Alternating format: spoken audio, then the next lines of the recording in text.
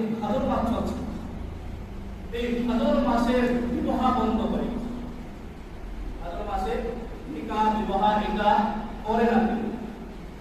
অনেকগুলো ব্যক্তির এটা ধারণা, একটা হচ্ছে এমনি করে না কোনো অসুবিধা নেই, আর একটা হচ্ছে এটার জন্য নয় যে ভাদর মাস এই জন্য বিবাহ শাদী করা যাবে না, এরকম কোন শরীয়তের মশলা নয়, এরকম কোন শরীয়তের মশলা এটা নয় যে ভাদর মাসে আপনার বেটি বা বিয়ে ছেলে বিবাহ দেবে তো অমঙ্গল ঘটে যাবে বা কোন একটা জিনিস হয়ে যাবে, এরকম কেন? প্রত্যেকটা দিন হলো আল্লাহ, আর প্রত্যেকটা দিনের মধ্যে আপনার বিবাহ শাদী করতে পারবে।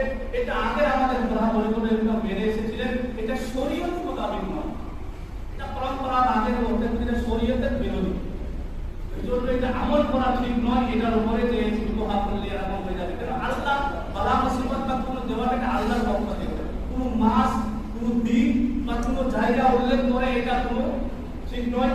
আল্লাহ তাবারক ওয়া তাআলা প্রত্যেকটা জিনিস এটা আল্লাহর পক্ষ থেকে হয়। এই জন্য বলবো যে এইগুলো জিনিস থেকে আমরা মুসলিম হিসাবে আমল করা ঠিক নয়। আল্লাহর কাছে